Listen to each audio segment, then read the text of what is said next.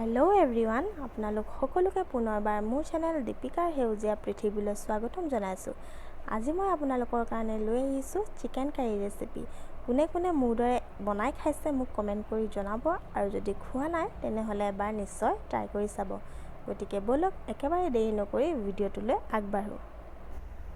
Chicken curry বনাবৰ কাৰণে মই লৈ লৈছোঁ এয়া আলু অকণমান বেছিকৈ লৈছোঁ, খাই ভাল পাওঁ যিহেতু। লগতে লৈছোঁ বিলাহী দুটা পেষ্ট কৰি লৈছোঁ মই। এয়া জিৰা আৰু ধনিয়া একেলগে পেষ্ট বনাই লৈছোঁ। লগতে মই লৈছোঁ নহৰু আৰু আদা, এইখিনি মই অকল এনেই খুন্দি লৈছোঁ, একেবাৰে গুড়ি কৰা নাই। লং, ইলাচি, ডালচেনি অকণমান, আৰু লগতে ল'ব লাগিব পিঁয়াজ লৈছোঁ মই 4টা, যিটো মিহি মিহিকৈ কাটি লৈছোঁ। জলকীয়া লৈছোঁ 6-7টামান, অকণমান জ্বলাৰ কাৰণে। লগতে দুখিলা তেজপাত, আৰু এইখিনি লৈছোঁ চিকেন। আৰু ইয়াৰ লগতে মোক লাগিব নিমখ সোৱাদ অনুসৰি, লগতে লাগিব হালধি, সেয়াও মই আন্দাজমতে দিম। আৰু লগতে মই কালাৰৰ কাৰণে অকণমান কাশ্মীৰী ৰেড চিলি পাউডাৰ ব্যৱহাৰ কৰিম। আৰু লাগিব মোক মিঠাতেল। কেৰাহীত মই তেল গৰম কৰি ল'লোঁ। গৰম হোৱাৰ পিছত তাতে মই তেজপাত কেইখিলা আৰু লং, ইলাচি, ডালচেনিখিনি দি দিলোঁ।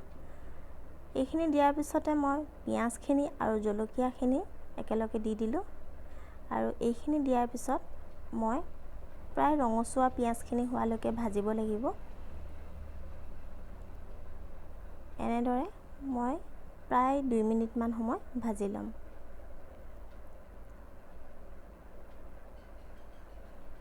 এনেদৰে এয়া মোৰ তেজপাতখিলা পৰি গৈছিলে, মই আকৌ উঠাই দি দিলোঁ। এনেদৰে মই অকণমান সময় ভাজি ল'লোঁ, 2 মিনিটমান সময় ভাজিম। 2 মিনিটমান সময় ভাজি ল'লে যেতিয়া ৰঙচুৱা নিচিনা হ'ব অকণমান, তেতিয়া খাবলৈ খুব সোৱাদ হয়। এতিয়া মই ইয়াতে নহৰু আৰু আদাৰ যিখিনি পেষ্ট আছিলে সেইখিনি দি ল'ম। আৰু এইখিনি দি মই ভালদৰে লৰাই প্ৰায় আৰু 1 মিনিটমান সময় এনেদৰে ভাজিম। আৰু এনেদৰে পিঁয়াজখিনি দি অলপমান ৰঙচুৱা হোৱালৈকে ভাজিলোঁ। ভাজি হোৱাৰ পিছত মই ইয়াত জোখমতে দিছোঁ হালধি আধা চামুচ, ৰেড চিলি পাউডাৰ আধা চামুচ, এইখিনি দি ভালদৰে মই লৰাই দিছোঁ।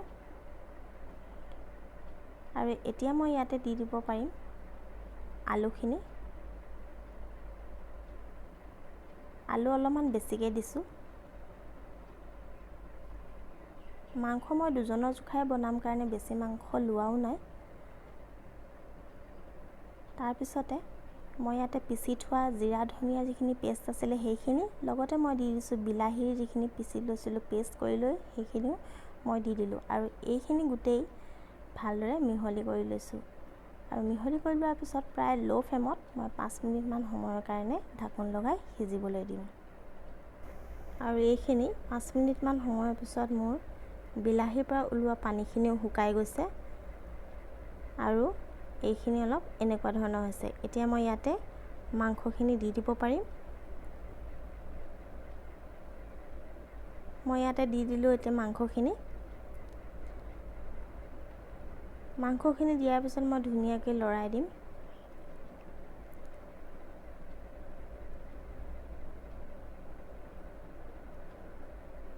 গেছটো মই এতিয়াও মিডিয়াম ফ্লেমত ৰাখিছোঁ। এতিয়া মই সোৱাদ অনুসৰি ইয়াত নিমখ দিম। নিমখ দিছোঁ মই আধা চামুচ, এই চামুচখনে আধা চামুচ আৰু অকণমান। তাৰপিছত মই এইখিনি ভালদৰে লৰাই দিম। আৰু এতিয়া মই প্ৰায় ল' ফ্লেমত ৰাখিম গেছটো, আৰু ৰাখি প্ৰায় 10 মিনিটমান সময়ৰ কাৰণে ঢাকোন লগাই সিজিবলৈ দিম। এনেদৰে 10 মিনিটমান থকাৰ পিছত মই যেতিয়া উলিয়াই চাওঁ, অকণমান তলত লাগি যোৱাৰ নিচিনা হোৱাৰ কাৰণে মই আধা কাপতকৈও কম পানী দি দিলোঁ। আৰু দি দিয়াৰ পিছত মই এতিয়া চাইছোঁ এয়া এনেকুৱা হৈছে। গেছটো মই এতিয়া হাই ফ্লেম কৰি দিছোঁ।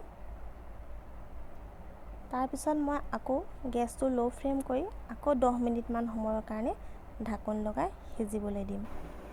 আৰু 10 মিনিটমান সময় থকাৰ পিছত মোৰ এইখিনি এনেধৰণৰ হ'ল। ইয়াত মই এতিয়া পানী এড কৰিব পাৰিম, তাৰ কাৰণে মই গেছটো হাই ফ্লেম কৰি ল'লোঁ। আলু প্ৰায় আধাতকৈ বেছি সিজিলে, গতিকে ইয়াত মই পানী দিব পাৰিম। এতিয়া পানী দিছোঁ মই প্ৰায় 1.5 গিলাচ। 1.5 গিলাচ পানী দিলে মোৰ জোখত ৰ'বগৈ। গতিকে 1.5 গিলাচ পানী দি পেলাই মই ইয়াত ঢাকোন লগাই আকৌ প্ৰায় হাই ফ্লেমতে ৰাখি 10 মিনিটমান সময় এনেদৰে উতলিবলৈ দিম। আৰু এইখিনি 10 মিনিটমান সময় থকাৰ পিছত মোৰ চিকেন কাৰী ৰেডি হৈ গ'ল। গতিকে মই এতিয়া গেছৰ পৰা নমাই দিম। আৰু ফাইনেলি এইখিনি মোৰ চিকেন কাৰী খাবৰ কাৰণে ৰেডি হৈ গ'ল। শেষত আজিৰ এই চিকেন কাৰী ৰেচিপিৰ ভিডিঅ'টো চাই আপোনালোকে কেনেকুৱা পালে মোক কমেণ্ট কৰি জনাব বুলি আশা কৰিলোঁ। লগতে যদি মোৰ ভিডিঅ'টো চাই ভাল পালে তেনেহ'লে প্লিজ লাইক কৰি দিব আৰু মোৰ চেনেলটো ছাবস্ক্ৰাইব কৰি দিব। লগতে কাষতে থকা বেল আইকনটো প্ৰেছ কৰি অল কৰি দিব, যাতে মোৰ আহিবলগীয়া নতুন ভিডিঅ'সমূহৰ ন'টিফিকেশ্যনসমূহ আপোনালোকে পাই থাকে। পুনৰ এটা নতুন ভিডিঅ' লৈ আপোনালোকৰ মাজলৈ আকৌ আহিম। তেতিয়ালৈ আহিছোঁ, বাই বাই।